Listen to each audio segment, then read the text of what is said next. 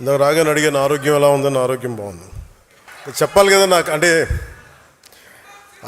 ఆరోగ్యం ఎలా ఉంది ఇవన్నీ అంటే కారణాలు ఏంటి అని అంటుండే, మన వాళ్ళు ప్రేమతోటి నా భుజాలు లాగేశారు.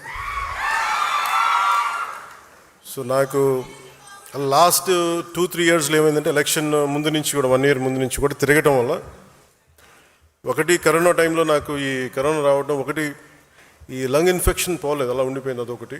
తర్వాత ఈ దుమ్ము ధూళిలో తిరగటం వల్ల అది లోపల ఒక ఈ సైనస్ ప్రాంతాల్లో చాలా కరుడుగా హార్డ్ అయిపోయింది, ఆ డస్ట్ బాల్ అయిపోయింది. అందుకని ఇక్కడ వాచిపోయేది, నాకు అర్థమైంది కదా చాలా కాలం.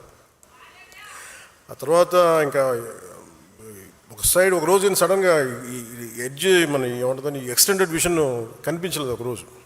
సో అందుకని అన్ని ప్రోగ్రామ్స్ మన అంజుబాబు గారి భీమవరంలో ప్రోగ్రామ్ ఉన్నా కానీ క్యాన్సిల్ చేసి హైదరాబాద్ తిరిగి రావడానికి దాదాపు 1 నెల పట్టింది రావడానికి.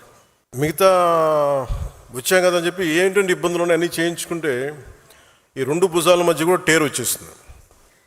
వాళ్ళు అడిగారు ఎట్లా క్యాల్సిఫికేషన్ కూడా వచ్చేసింది ఈ 2 భుజాల్లో ఎట్లా వచ్చింది అని అడిగితే, ఏం లేదు నన్ను మా వాళ్ళు ప్రేమతో లాగేశారు అన్న అని చెప్పి, ఒకళ్ళు ఇట్లా ఆగుతారు అట్లా ఆగుతారు.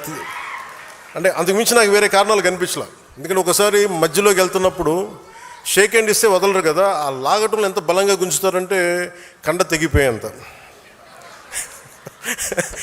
కాదు మీరు ప్రేమగా కండ తెగ్గొట్టిన పర్లేదు, ప్రేమతో తీసుకుంటాను. ఎందుకంటే హీలింగ్ కూడా మీరే చేస్తారు కాబట్టి.